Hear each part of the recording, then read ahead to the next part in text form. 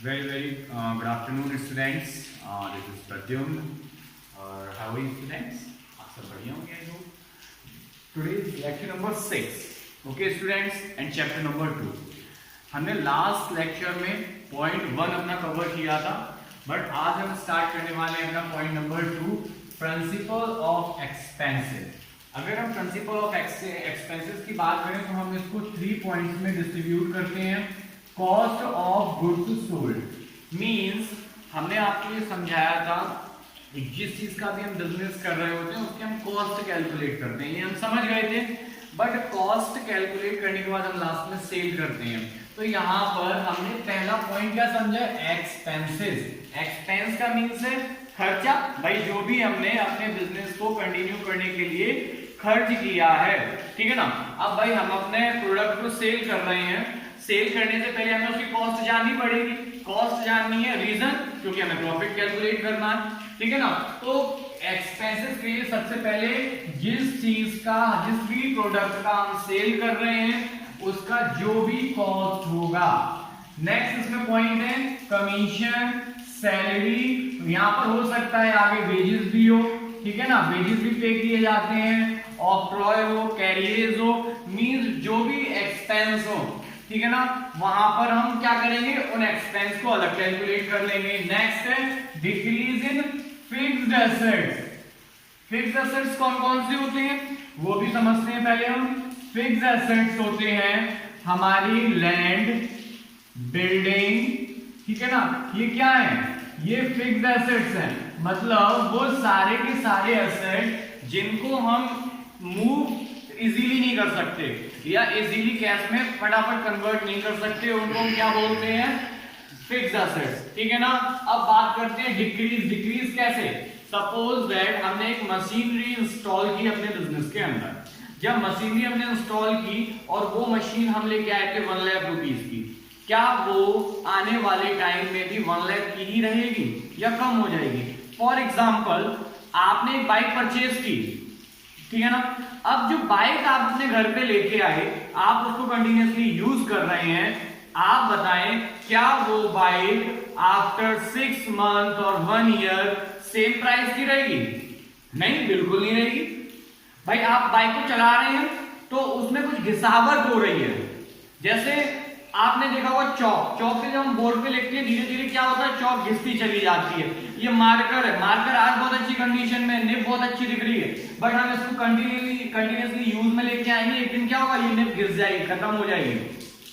तो जो घिसावट होती चली जा रही है वो क्या होता है, डिक्रीज हो रही है, खत्म हो रही है, ठीक है ना. तो और बात हम यहाँ पे क्या करेंगे, ओनली फॉर डिक्रीज. भाई हो सकता है हमने कोई प्लॉट 1 लाख का खरीदा, आज वो कितने का रह गया, आज वो रह गया 50,000 का या 90,000 का. क्या हुआ, कम हुआ ना. तो डिक्रीज फिक्स्ड एसेट्स. ये सारी चीजें क्या होती हैं, प्रिंसिपल ऑफ एक्सपेंसेस. यानी कि हम एक्सपेंसेस की बात करेंगे तो ये तीनों पॉइंट कहां कवर होंगे, हमारे एक्सपेंस में. It's called principle of expenses. Next point है point number 3, principle of matching revenue expenses. Matching revenue expenses की बात करते हैं तो हमने यहां पर भी 4 की पॉइंट लिए हुए हैं ऑलरेडी.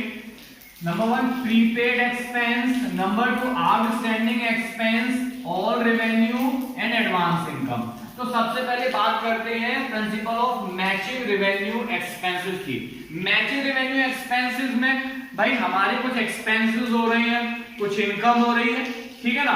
होता क्या है भाई, इनकम हुई, एक्सपेंसेस हुए, तो यहां पर हम प्रॉफिट कैसे कैलकुलेट करते हैं, profit is equal to all expenditures minus income. यही होता है, नहीं, इनकम माइनस, ध्यान से देखिए, हमेशा अवेयरनेस बनाए क्लास के अंदर. Profit is equal to income minus expense. और अगर हमने लास्ट वाली जो अभी मैंने बोला था एक्सपेंस माइनस इनकम, ये वाली सिचुएशन आ गई तो क्या होगा, लॉस होगा. भाई दोनों चीजें हमें समझ आनी चाहिए, क्योंकि ऐसा नहीं है कि हमें हमेशा प्रॉफिट ही कैलकुलेट करना, भाई लॉस भी कैलकुलेट करना होगा कभी कभी. तो दोनों चीजें हमें समझनी है. अब यहाँ पर बात करते हैं हम प्रीपेड एक्सपेंस. भाई एक्सपेंस पॉइंट है प्रीपेड एक्सपेंस. प्रीपेड एक्सपेंस वो एक्सपेंस होते हैं जो हमने क्या किए हैं, पहले से ही पे कर दिए। सर पहले से पे कर दिए, ऐसा कैसे हो सकता है? एक्सपेंस भी भला कोई पहले से देता है, हम तो सर फीस भी टाइम से नहीं देते, आप कह रहे हो पहले से दे दें। भाई आप फीस नहीं देते, लेकिन कभी कभी सोचो, कभी कभी क्या हुआ, कभी आपने जुलाई में भी तो पूरे ईयर की फीस दी है, तो वो क्या हुआ, प्रीपेड। यानी कि बात करते हैं आपके यहाँ कोई लेबर आई, ठीक है ना, सबके यहाँ लेबर कभी ना कभी आती है, मकान बनता है, कभी कुछ होता है, लेबर आई, लेबर ने आपके यहाँ 2 दिन काम किया, फिर उसको थर्ड डे क्या चाहिए, छुट्टी चाहिए थी। लेबर ने कहा कि सर मैं तो आ जाऊंगा नेक्स्ट डे, एक दिन छोड़ के आ जाऊंगा, ठीक है ना। आपने क्या किया, ठीक है, और जो एक दिन छोड़ के आने वाला था उस दिन की भी पेमेंट एक दिन पहले ही दे दी, तो ये क्या हुआ, प्रीपेड एक्सपेंस, जो आपने पहले से दे दिया, समझिएगा। इसके बाद हम next point, outstanding wages and salary. भाई आप कहीं जॉब कर रहे हैं, समझिएगा, आप जहां जॉब कर रहे हैं जिस ऑर्गेनाइजेशन के अंदर, उस ऑर्गेनाइजेशन में क्या हुआ कि आप गए, आपने साथ जॉब तो कराई लेकिन पैसे नहीं मिले, या फिर आपके यहाँ जो लेबर आया था, समझना बहुत इजीली, आपके यहाँ कोई लेबर वर्क करने आया था, आपने क्या किया, आपने उसे काम तो करा लिया लेकिन अभी पैसे नहीं दिए, पैसे आपने कहा नेक्स्ट मंथ देंगे, तो क्या हुआ, ये हुआ आउटस्टैंडिंग वेजेस। ध्यान रखना माइनर माइनर सा डिफरेंस है। अगर किसी भी पॉइंट में स्टूडेंट्स कोई प्रॉब्लम आए तो आप इंस्टेंटली मुझे व्हाट्सएप करें, है ना, और यूट्यूब पे भी कमेंट करें और मुझे बताएं कौन से प्रॉब्लम, कौन से पॉइंट में प्रॉब्लम है, मैं उसको दोबारा से बहुत इजी वे में समझाने की कोशिश करूंगा। तो ये हुआ आउटस्टैंडिंग वेजेस। पहले हम इन दोनों पॉइंट्स को क्लियर थोड़ा करते हैं। अगर हमने कहीं भी प्रीपेड एक्सपेंस किया है, प्रीपेड का मतलब होता है पहले से पैसा देना, यानी कि जो एक्सपेंस नेक्स्ट मंथ का है वो हमने इसी मंथ पे कर दिया। अगर ऐसी कोई भी एक्सपेंस आएगी आपके बिजनेस के अंदर तो ध्यान रखिएगा, हम अपने करंट मतलब आज के एक्सपेंसेस में से इस प्रीपेड को माइनस करेंगे। क्या करेंगे फ्रेंड्स, माइनस। इसके बाद बात करते हैं आउटस्टैंडिंग वेजेस, यानी कि हमने आज काम कराया बट हम आज पैसे नहीं देने वाले हैं, हम पैसे कब देंगे, नेक्स्ट मंथ। इसको क्या बोलेंगे, आउटस्टैंडिंग। बट याद रखिएगा आपने उससे वर्क ले लिया है, इसलिए इसको क्या करना है, हमेशा अपने करंट एक्सपेंडिचर्स में पे।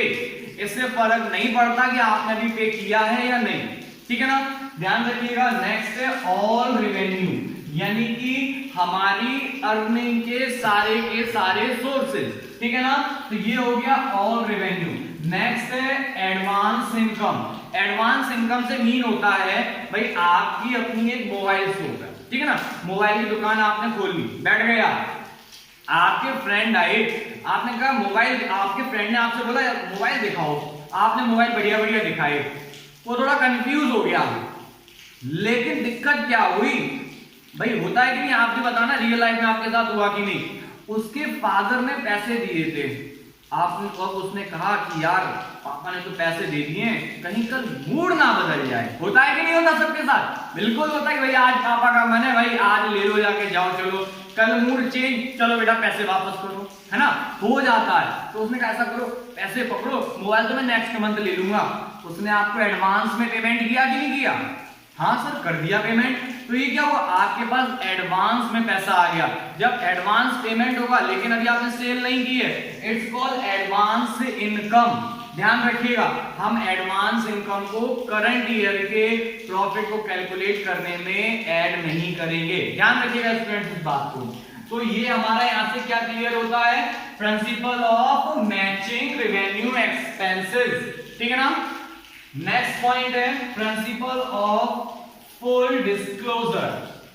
सर ये क्या आप नई चीज आ गई, full disclosure. Principle of full disclosure से मीन होता है अगर आपने अपना बिजनेस स्टार्ट किया तो आप रॉ मटेरियल या फिर सेलिंग मटेरियल इसको कहीं ना कहीं से तो ला रहे होंगे ना भाई। अगर सपोज दैट मैंने आपको बताया था मोबाइल का बिजनेस, ठीक है ना, मोबाइल का बिजनेस सबको बहुत इजीली समझ आता है क्योंकि सबके पास मोबाइल है। तो मोबाइल के बिजनेस में आपने क्या किया, सारे पार्ट्स बाहर से परचेज किया और असेंबल करके बेचना स्टार्ट किया।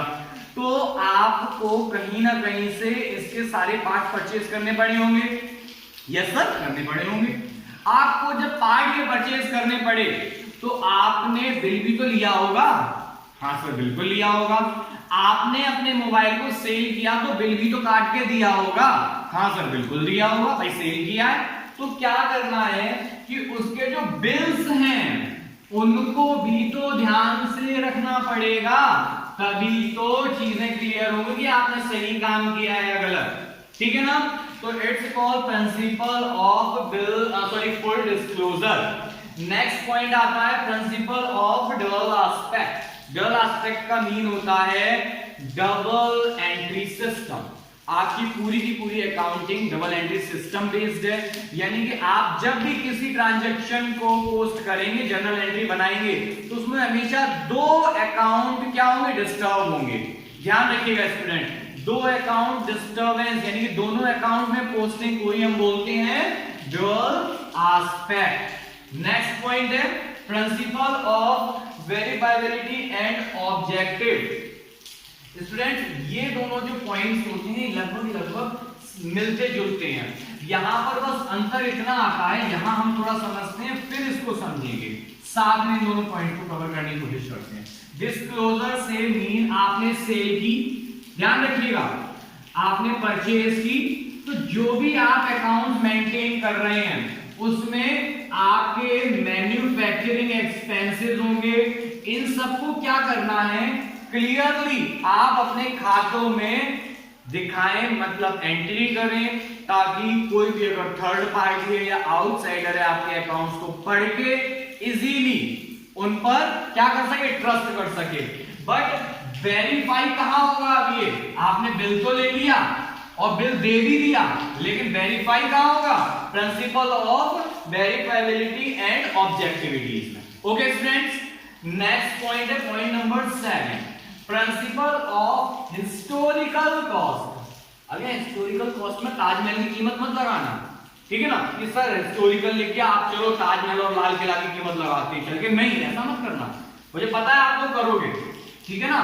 यहां मीन हो गया कोई पुरानी बिल्डिंग है, पुरानी बिल्डिंग कभी भी 5 लाख रुपीज में परचेज की गई, अब आज उस बिल्डिंग की कीमत 5 लाख रुपीज नहीं होगी, ठीक है ना।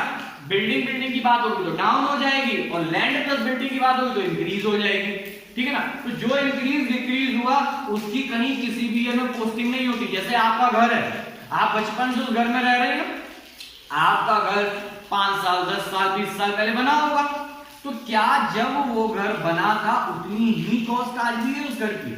नहीं, वो या तो बढ़ गई होगी या घट गई होगी, है ना, और मैक्सिमम बढ़ती ही है, ठीक है ना। तो इट्स कॉल्ड हिस्टोरिकल, ठीक है ना, cost. Okay students, thank you, have a nice day.